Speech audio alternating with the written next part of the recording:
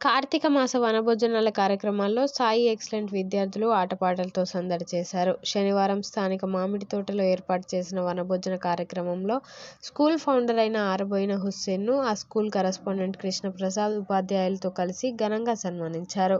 ఈ సందర్భంగా కృష్ణప్రసాద్ మాట్లాడుతూ, ఆ రోజు కొద్ది మందితో ప్రారంభించిన స్కూల్ దినదినాభివృద్ధి చెందుతూ ఈరోజు జూలూరుపాడు మండలంలో విద్యార్థులకు ఉత్తమ విద్యను అందించే ప్రైవేటు పాఠశాలగా మారిందని అన్నారు.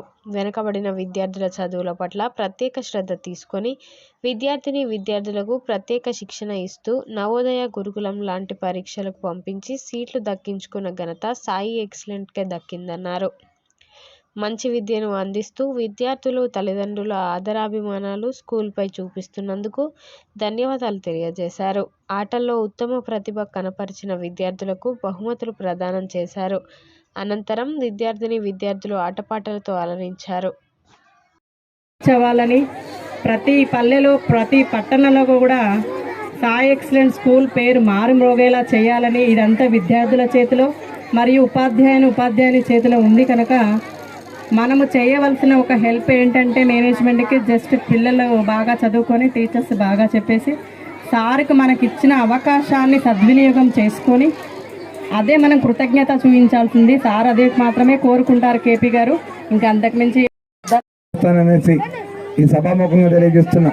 వారికి వారి పెద్దవాళ్ళు వాళ్ళు లేకపోతే కేపీ అనేవాళ్ళు లేడు, నేను గర్వంగా చెప్పగలుగుతున్నా.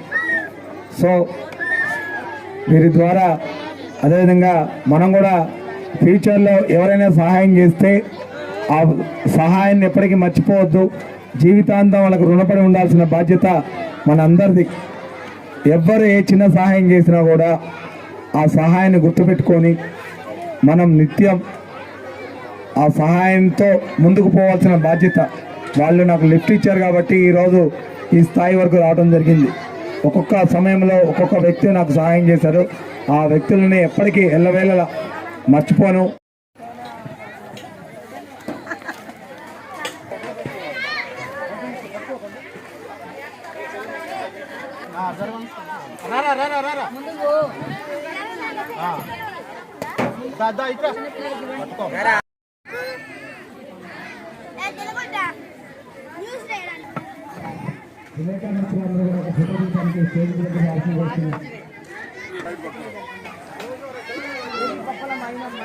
ఫోటో తీసుకోండి మన అందరం కలిసి